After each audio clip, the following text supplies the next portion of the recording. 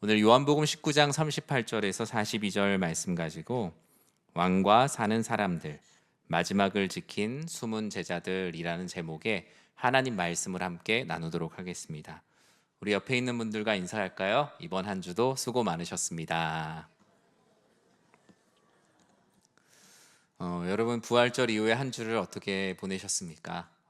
이제 부활절 교회 주요 행사가 끝났구나 라는 마음으로 비수기처럼 마음을 놓고 보내진 않으셨습니까? 전 여러분을 막 채찍질하기 위해 교회가 항상 성수기다라는 말을 드리려고 하는 건 아닙니다. 하지만 우리가 어떤 성경 안에 중요한 절기들, 또 그 안에 있는 의미를 가지는 것도 중요하지만 우리의 일상이 항상 주님 앞에 깨어있는 특별한 신앙생활이 되시길 진심으로 축복합니다. 우리는 지난 사순절의 주일 설교와 또 고난주간 특별 기도회를 통해서 정말 주님께서 우리를 위해서, 우리를 구원하시기 위해 얼마나 낮아지셨는지에 대한 말씀을 계속 나누었습니다. 그리고 십자가를 지시고 죽으신 그 암흑의 밤을 넘어 빛으로 부활하신 주님, 그 부활의 왕과 함께 사는 사람들, 주님과 가장 가까이에 있었던 제자들의 이야기를 나눴습니다. 분명 십자가를 지시기 전날 밤, 그리고 십자가를 지신 날, 그리고 주님께서 부활하신 그 날, 각각의 시간의 자리는 우리의 신앙과 구원의 핵심입니다. 그러나 십자가 죽음의 가장 그 어두운 밤과 주님께서 부활하시기까지의 그 깊고 깊은 어둠의 시간 역시 분명히 의미 있는 시간입니다.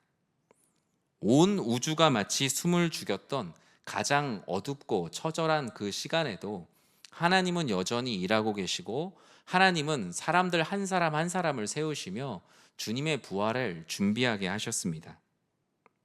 그 전으로 가면 더 그렇죠. 예수님께서 기적을 베푸실 때 수많은 무리들이 환호했어요. 예루살렘에 입성할 때도 호산나를 외치며 종려나무 가지를 흔들고 있었죠. 주님께서 죽으셔야 한다고 말씀하실 때도 주를 위해 죽겠다고 하는 사람, 어디로 가시는지 알려달라고 하는 사람, 절대로 주님을 부인하지 않겠다고 하는 사람들, 제자들은 앞다투어 주님 앞에 자신의 충실함을 고백을 했습니다. 그러나 정작 주님께서 인간적으로 가장 무력함을 느낄 때, 그때 그 무리들, 제자들은 어느 누구도 그 자리에 없었죠. 예수님이 주목을 받을 때, 또는 주목을 받으실 것이라고 기대할 때에는 제자들이 주님의 곁에 많이 있었지만, 가장 외롭고 가장 어두운 때, 예수님께서 십자가에서 죽으시고 이제 싸늘한 시신이 되셨을 때는 그 옆에는 어느 누구도 없었습니다. 각기 자신의 두려움 속에 숨고 절망에 빠져 고향으로 발길을 돌렸던 십자가 앞에 많은 사람들이 있었죠. 성경은 이 암흑의 공백을 메운 사람들이 있다라고 기록을 합니다. 주님 앞에 충실했던 사람들, 화려한 무대가 있을 때만 앞에 서겠다고 앞다투어 싸우는 사람들이 아니라 그 모든 무대가 끝났을 때에도 그 암흑의 공백을 지켰던 주님의 제자들의 이야기를 성경은 기록하고 있어요.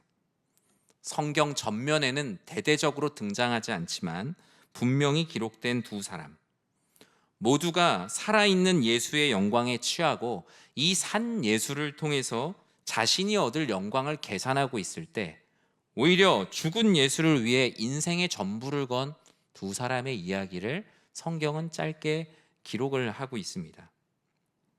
오늘 우리가 말씀을 통해 만날 요셉과 니고데모, 이 두 사람이 바로 십자가에서 죽으신 예수님, 그리고 부활하실 때까지의 가장 깊고 깊은 암흑의 공백을 채웠던 주님의 제자들입니다.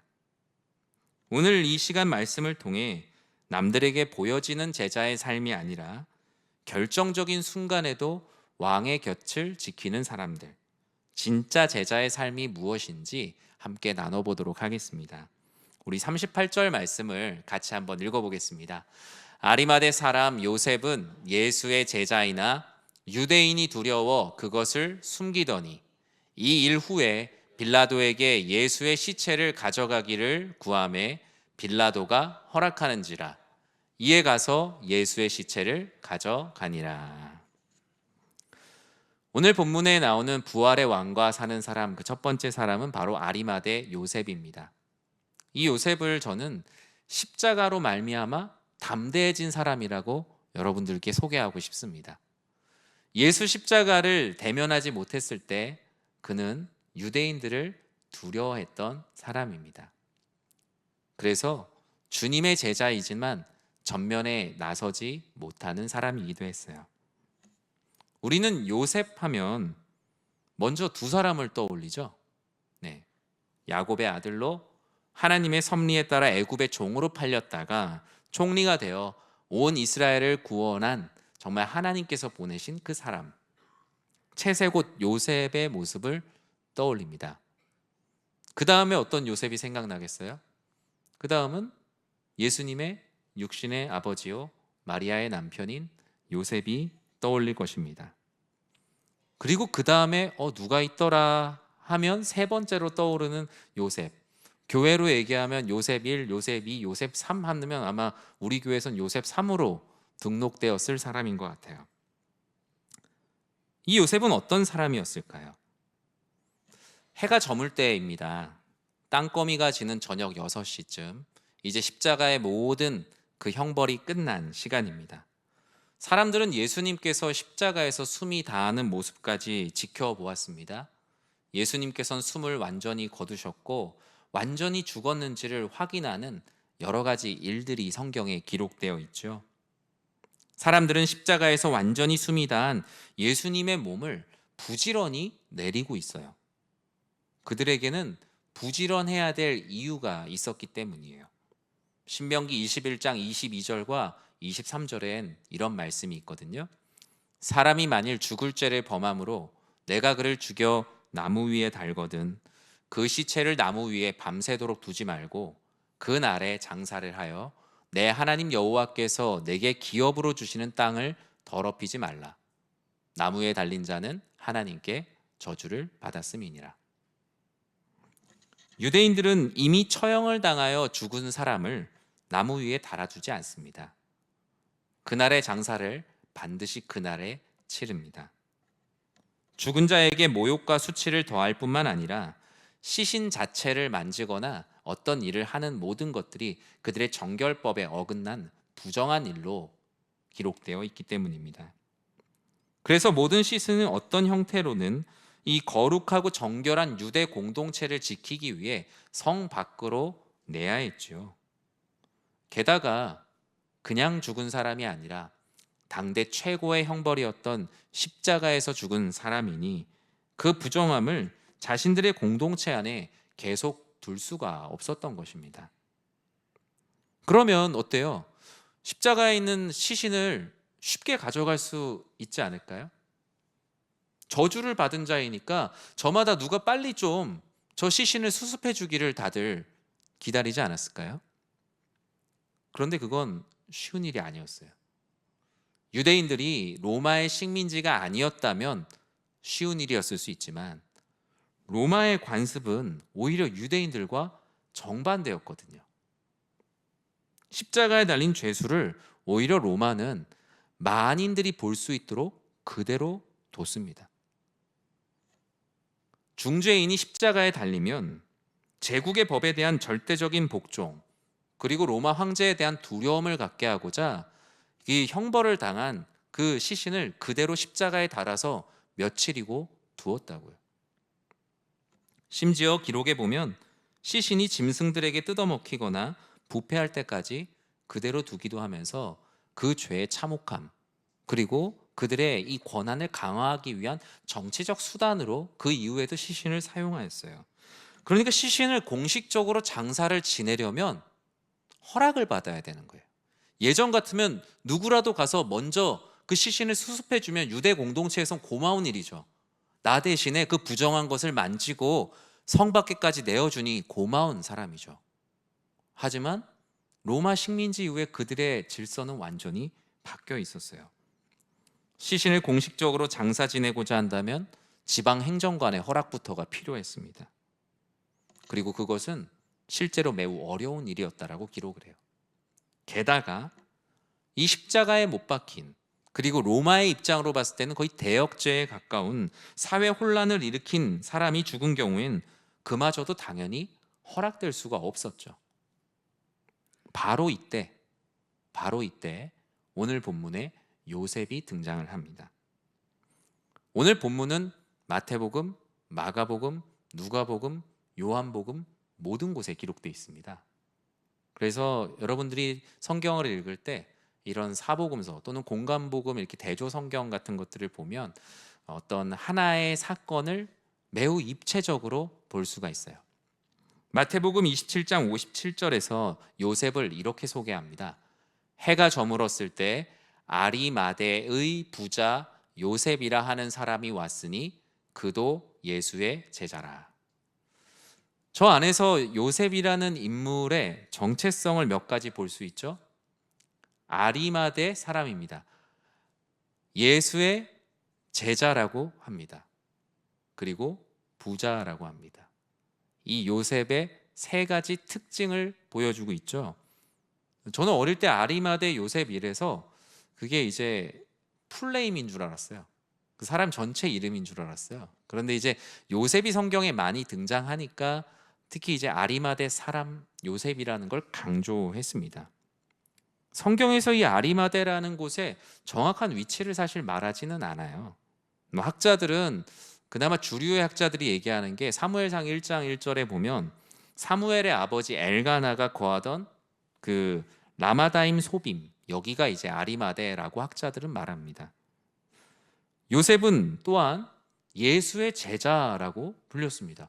우리가 알고 있는 예수님의 제자 중에 요셉이 없는데 무슨 소리인가 라고 할 수 있지만 이 예수님의 제자란 꼭 12 사도들만 말하는 것이 아니요, 주는 그리스도시요 살아계신 하나님의 아들이심을 믿는 모든 자들도 12 제자 외에 또 기록되지 않은 많은 제자들이 있었습니다. 특히 마태, 마가, 누가 등 예수님의 제자들과 이 성경을 쓴 많은 인물들은 요셉을 다 같이 예수님의 제자라고 공통적으로 기록을 하고 있어요. 이들이 다 모두 이 아리마대 사람 요셉을 예수의 제자라고 기록하는 것은 이 12 제자들과 이미 이전에 긴밀한 관계가 있었다는 것, 그리고 하나님의 일을 함에 있어서 함께 동역해본 접점과 경험이 있다는 것을 이 말씀을 통해서 우리는 볼 수가 있습니다. 다만 다른 제자들과 달리 예수님과 동거동락하며 항상 따라다닌다기보단 자신의 삶의 특정한 영역에서 예수의 제자로 살던 사람이 바로 아리마대 사람 요셉이었어요. 또한 요셉은 부자, 즉 부유한 사람이라고 기록을 하고 있습니다. 당시에 부자라고 한다면 크게 두 가지 일로 부자가 될 수 있었죠. 첫 번째는 상업을 통해 성공하는 경우입니다. 그리고 두 번째는 뭐겠어요? 국가의 중요한 요직을 맡은 사람입니다. 1번일지 2번일지 알 수 있는 증거가 마가복음 15장 43절에 보면 마가는 요셉이 어떤 사람인지 부유할 뿐만 아니라 이 사람이 이런 사람이다라고 기록해요. 우리 같이 한번 읽어볼까요? 아리마대 사람 요셉이 와서 당돌히 빌라도에게 들어가 예수의 시체를 달라 하니 이 사람은 존경받는 공회원이요 하나님의 나라를 기다리는 자라. 우리가 그냥 아리마대 사람 요셉이라고 알고 있는 사람에 대해서 각종 복음서에서는 아주 자세하게 기록을 하고 있어요. 그는 당돌이 빌라도에게 들어가서 예수의 시체를 달라고 하였다. 거침없이 막힘없이 담대하게 예수의 시체를 마치 맡겨놓은 것처럼 달라고 하였다라고 기록합니다. 그리고 그는 존경받는 공회원, 당시 최고의 의결기관이었던 산헤드린 공회의 공회원이었습니다. 그리고 무엇보다 주님께서 꿈꾸셨던 하나님 나라가 이 땅에 임하길 바라는 하나님 나라를 기다리는 신실한 사람이었다. 요셉은 예수님과 같이 다니는 제자는 아니었지만 유대 사회 최고 의결 기구인 산헤드린 공회 안에서 예수의 제자로 살던 사람이었습니다. 게다가 마가는 요셉이 예수님의 제자라는 결정적인 증언을 이렇게 남겼죠. 누가는 23장 50절과 51절에 그 마가의 이야기를 이렇게 보충합니다. 공회 회원으로 선하고 의로운 요셉이라 하는 사람이 있으니 그들의 결의와 행사에 찬성하지 아니한 자다. 그는 유대인의 동네 아리마대 사람이요 하나님의 나라를 기다리는 자라. 마태, 마가, 누가, 요한 모두가 다 요셉을 신실한 그리스도의 제자라고 말합니다. 이것은 예수님의 시체를 달라고 하는 것에 어떤 인간적인 꿍꿍이가 없이 하나님 나라를 기다리는 신실한 주의 종이었다는 기록입니다. 얼마나 주님 앞에 신실한 제자였을까요? 하지만 우리가 이 말씀들을 다 읽다 보면 특히 요한은 이 요셉의 인간적인 연약함을 38절에 기록을 해놨어요. 아리마대 사람 요셉은 예수의 제자다. 하나님 나라도 기다린다. 그런데 그의 삶이 어땠습니까? 유대인이 두려워서 예수의 제자인 걸 어떻게 하고 살았다고요? 숨기고 살았다는 겁니다. 마태도 마가도 누가도 기록하지 않았지만 요한은 알고 있었던 것 같아요. 숨기고 살았다. 그런데 그 숨기고 살았던 그의 인생 가운데 한 가지 변화가 생기죠. 요셉은 예수님께서 십자가에 못 박히실 때까지 예수님과 함께하지 못했습니다. 말씀에 기록된 대로 유대인들이 두려웠어요. 우리가 지난주 주일에 나눈 말씀은 어땠습니까? 예수님의 남은 11 제자들 역시 유대인들을 두려워해서 문을 잠그고 그들끼리 모여 있었다라고 기록을 하죠. 부활 이후에 주님을 만나고자 했던 제자들도 유대인들을 두려워했고, 심지어 요셉은 이 십자가의 사건이 일어나기 전에 모든 과정, 이 예수님이 이 땅에 오셔서 사역하시는 모든 과정 가운데 자신을 드러내지 못하는 일종의 샤이 그리스도인, 자기를 온전히 드러내지 못하는 사람이었어요. 사내들인 공회원으로서 지위와 안정을 잃을까 두려웠던 것 같아요. 지킬 것이 너무나 많으니 내려놓는 것이 어려웠습니다. 그런 그가 어떻게 이 가장 두렵고 어두운 이 암흑의 공백을 채우는 주님의 제자로 쓰임받을 수 있었을까요? 평소에도 같이 다닐 만큼의 믿음과 용기가 없었는데요. 성경은 이 요셉의 변화를 38절에서 이렇게 말합니다. 우리는 이 표현에 주목해야 되는데 바로 이 일 후에입니다. 이 일 후에 무엇입니까? 예수님께서 십자가에 못 박혀 죽으시는 그 모습을 본 후에 요셉은 오히려 담대해졌다는 겁니다. 예수님께서 십자가에 못 박혀 죽는 모습, 심지어 그 모습을 보기도 전에 많은 사람들은 두려움에 빠져서 다 도망갔는데, 하나님께서는 모든 사람이 두려워 떠나는 그 상황 속에서 오히려 그 두려움을 뚫고 담대함으로 들어오는 두 사람을 부르셨어요. 정말로 신기하고 놀라운 일이죠. 다 도망가는데 오히려 거꾸로 거슬러 십자가 앞으로 나아가는 두 사람, 그 중에 한 명을 요셉으로 기록을 합니다. 성경에 예언된 대로 그 뼈가 하나도 꺾이지 않으리라, 그들이 그 찌른 자를 보리라 라는 말씀이 지금 자신이 십자가 앞에서 펼쳐지고 있는 거예요. 구약에 예언되었던 말씀이 응하는 모습을 그 십자가 아래에서 요셉이 하나하나 보면서 그 안에 있는 모든 두려움이 사라지기 시작했어요. 이 십자가는 실패가 아니구나. 이것은 한낱 인간의 죽음이 아니라 주님께서 말씀하셨던 것처럼 모든 말씀이 응하는 구원의 역사가 이 가운데 일어나고 있구나.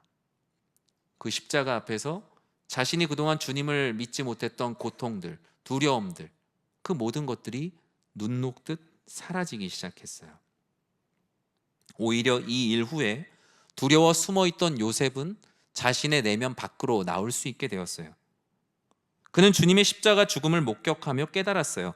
내가 기다리던 하나님 나라가 저 십자가를 통해 다 이루어졌구나. 요셉이 누구라 그랬습니까? 하나님 나라를 기다리는 자라고요. 그런데 그 십자가를 보며 하나님 나라가 지금 주님께서 저 십자가에서 죽으심으로 말미암아 하나님 나라가 이루어졌구나. 요셉은 주저할 이유가 없었죠.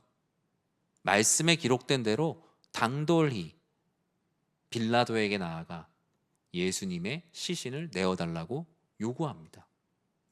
이전에는 사내들인 공회원으로서 지킬 것이 많았고 담대함으로 주님께 나아가지 못했던 그가 십자가에서 다 이루신 주님의 놀라운 은혜를 보는 순간 그 안에 있는 모든 두려움이 사라지고 담대함이 자리 잡게 됐어요.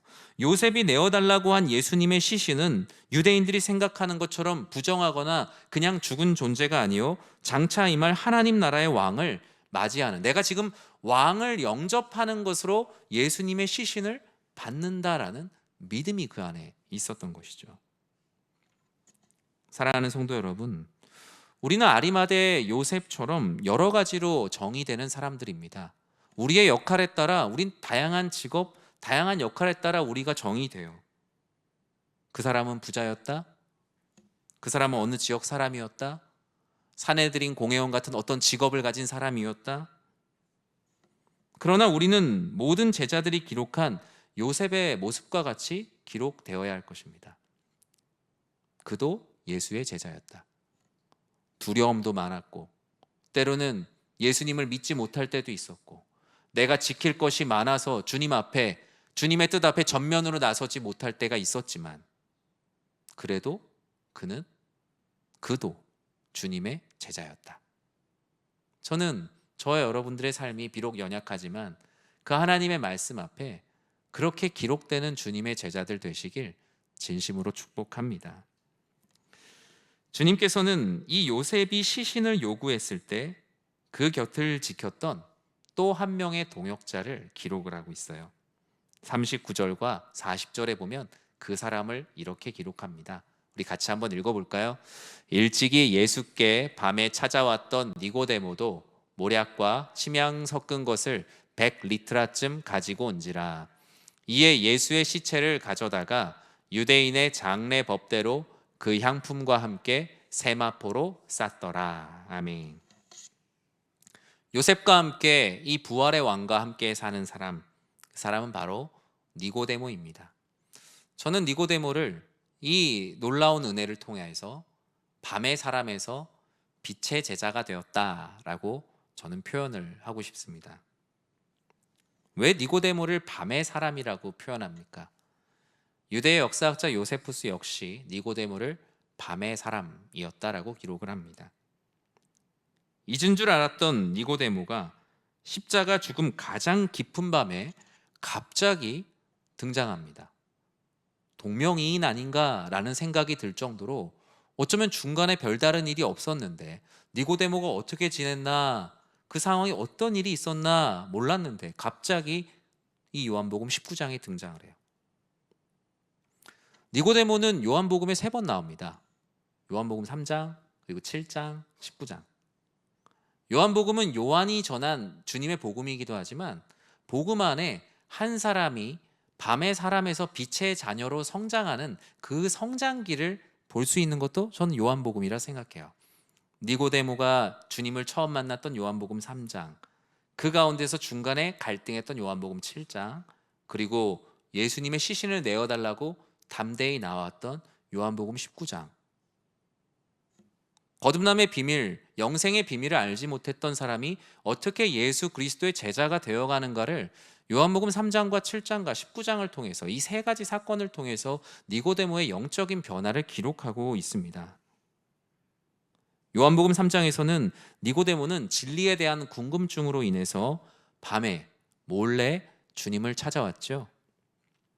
당시 최고의 바리새인이자 율법 선생이었던 그가 밤에 주님을 찾아온 이유가 무엇입니까? 자신의 지식과 전통 너무나 잘 알고 있는데 영원한 생명에 대한 지적 호기심이 가득했죠. 그리고 그 영생이란 무엇일까에 대한 그 영적인 갈급함 또한 있었습니다. 마치 부자 청년이 어떻게 해야 구원을 얻을 수 있습니까? 라며 내가 다른 계명을 지켜보겠다라고 말했던 것처럼 니고데모도 그런 마음으로 주님께서 계신 그날 밤에 찾아왔죠. 그런 그의 밤을 주님께서는 이 말씀으로 깨워주셨어요. 우리가 잘 아는 말씀이죠. 같이 한번 읽어볼까요? 하나님이 세상을 이처럼 사랑하사 독생자를 주셨으니 이는 그를 믿는 자마다 멸망하지 않고 영생을 얻게 하려 하심이라. 아멘. 니고데모에게 이 말씀이 얼마나 가슴에 깊이 박혔겠습니까? 성경 안에 있는 많은 말씀 중에 암송하는 말씀이 있으면 보통 이 요한복음 3장 16절, 저 하나 더합니다. 태초에 하나님이 천지를 창조하시니라. 창세기 1장 1절 몇 개 얘기하잖아요. 어릴 때부터 이 요한복음 3장 16절이 이 복음의 정수라고 말하는데, 니고데모는 자신의 인생에서 주님께서 그걸 앞에서 얘기하셨으니 얼마나 이게 깊게 남았겠습니까? 이 말씀을 통해 니고데모는 빛으로 오신 예수님이 누구인지 알게 됩니다. 이 낮의 명성을 잃을까봐 밤에 찾아온 니고데모, 주님은 그런 그에게 거듭나야 한다는 말씀을 통해 진리를 향한 첫 발을 떼게 하셨어요. 물론 그 이후에도 니고데모가 바로 회심했냐? 그렇지는 않았어요. 여전히 자신의 지식과 전통의 한계에서 벗어나지 못했지만 그 괴로움 속에 그는 의로움을 찾아가고 있었습니다. 유대 지도자들이 예수님을 잡으려고 막 혈안이 되어 있을 때 니고데모의 마음은 그들과 달랐어요. 진리를 만난 사람이었기 때문에 예수님을 변호하는데 아직 자신은 없지만 소극적으로 예수님을 변호해요. 요한복음 7장에 바로 그 장면이 이렇게 기록되어 있어요. 50절과 51절에 무엇라고 쓰여 있습니까?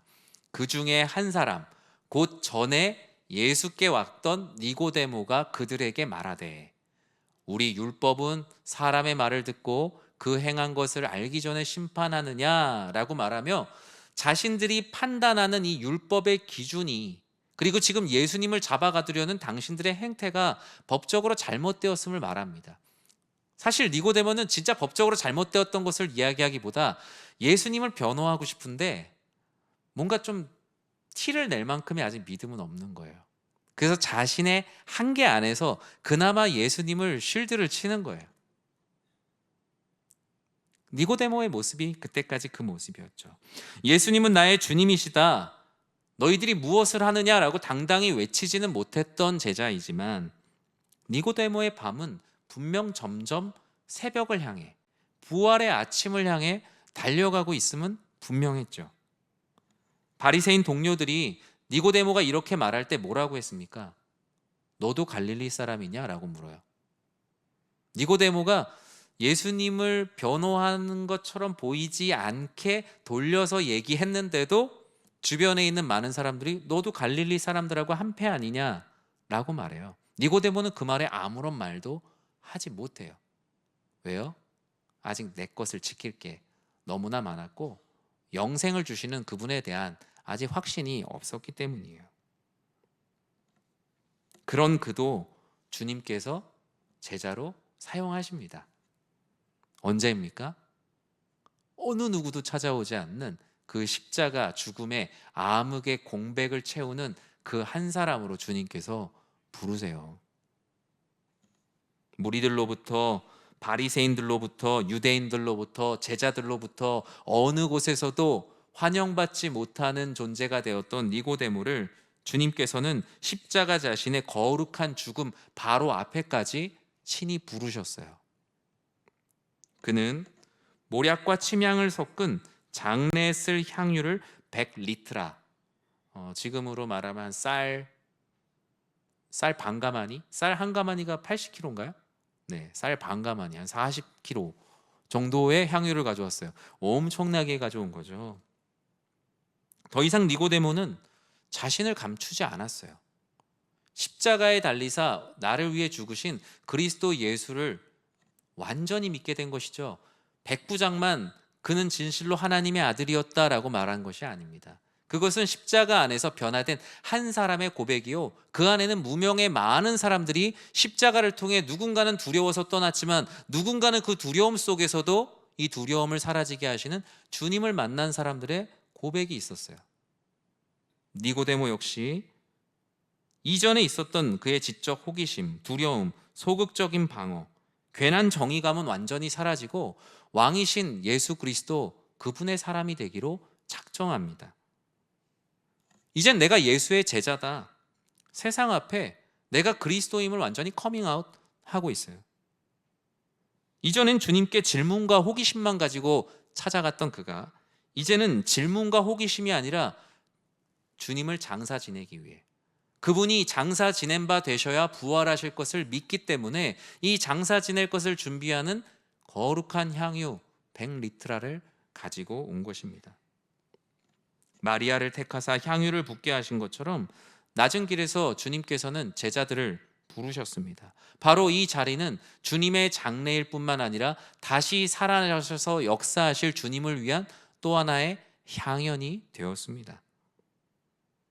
사랑하는 성도 여러분, 니고데모의 이런 변화는 우리에게 큰 위로와 도전을 동시에 던집니다. 주님은 밤에 몰래 찾아온 어쩌면 비겁하고 자기의 것을 지키면서 영생도 얻으려고 하는 소극적인 밤의 사람을 내치지 않으셨어요. 그에게 점점 그 밤의 어둠을 걷어주시고 가장 결정적인, 가장 외롭고 가장 중요한 순간에 그를 십자가 아래까지 부르셨어요. 요셉과 니고데모를 통해 주님께서 우리에게 주시는 은혜와 도전이 무엇입니까? 이처럼 왕과 함께 사는 주님의 제자들은 가장 먼저 손해보는 사랑을 이 세상 가운데 감당해야 합니다. 시신을 만지면 유대 율법으로 부정하게 되어 유월절의 잔치에도 참여하지 못하는 자가 되지만, 이 요셉과 니고데모는 종교적 형식이나 전통보다 주님, 내가 주님을 사랑합니다는 고백이 훨씬 더 중요했죠. 이처럼 부활의 주님과 함께 사는 사람들은 자신의 명예나 유익이 아닌 오히려 왕의 명예를 지키려고 하는 사람들, 바로 그 사람들이 주님과 함께하는 제자들입니다. 이처럼 부활의 왕과 함께 사는 사람들은 가장 귀한 것을 가장 적절한 때에 주님께 드립니다. 주님께서 누우셨던 그 무덤, 그 누구 무덤인지 아세요? 바로 오늘 본문에 나오는 아리마대 사람 요셉의 무덤입니다. 요셉이 자기가 나중에 죽으면 나중에 누우려고 만들어 놓은 그 무덤에 요셉은 예수님을 장사 지냅니다. 나귀 주인에게 나귀를 준비시키신 것처럼, 마리아에게 향유를 준비시키신 것처럼 하나님은 요셉을 통해 부활하실 예수님의 무덤을 드리게 합니다. 하나님께서는 이 예수 그리스도를 요셉으로부터 나게 하셔서 요셉으로 부활하게 하세요. 요셉은 자기가 죽으면 누우려고 했던 새 무덤을 주님께 드립니다. 아, 이때를 위함이구나. 내가 주님께 쓰임받기 위해 이것을 준비해 두셨구나. 니고데모 역시 왕께 드리는 향유를 드립니다. 주님이 가장 비참하게 버려졌을 때 다른 제자들은 자기의 것을 찾느라 급급했지만, 이 두 사람은 주님의 장례를 가장 고귀한 자리로 빛내는 헌신과 사랑을 그 십자가 앞에 드립니다. 그들은 그 암흑의 공백을 너무나 멋지게 채워갑니다. 그리고 무엇보다 이들은 끝까지 주님 곁을 지키는 사람들이 되었습니다. 우리들에게도 그와 같은 제자의 사명을 요구하십니다. 화려한 기적의 현장에는 사람들이 어차피 들끓습니다. 무리들과 제자들이 가득합니다. 그러나 주님이 나와 함께 고통당하자, 손해보자, 나와 함께 이 거친 길을 가자 하는 곳에는 사람이 없습니다. 무덤의 어둠 속에 있었던 두 사람을 주님은 분명히 기억하시고 오늘날 우리들에게 주시는 말씀 가운데 기록해 두셨습니다. 그것도 4군데나 말이죠. 그들을 위인으로 칭송하자는 것이 결코 아닙니다. 하나님께서는 무덤의 어둠 속에 쓰임받은 두 사람을 통해 오늘날 우리들에게 주님의 제자란 무엇인지를 다시 한번 생각해 보게 하십니다. 화려한 자리에서 주의 우편에 앉으려는 자들이 아니라 모두가 떠난 그 십자가의 자리, 그 암흑의 공백을 메워가는 그런 사람을 주님께서는 제자라고 말씀하십니다. 성경은 이후 요셉과 니고데모의 행적을 기록하지 않습니다. 그러나 그들은 분명 십자가 죽음과 부활을 기점으로 새롭게 부름받은 예수의 제자들과 같이 하나님 앞에 풍성하게 쓰임받았을 것입니다. 우리도 부활하신 왕과 영원히 함께 사는 사람들, 주님이 다시 오실 때까지 그 마지막을 지키는 하나님 나라를 기다리는 착하고 충성된 종들이 되시길 주님의 이름으로 간절히 축원합니다.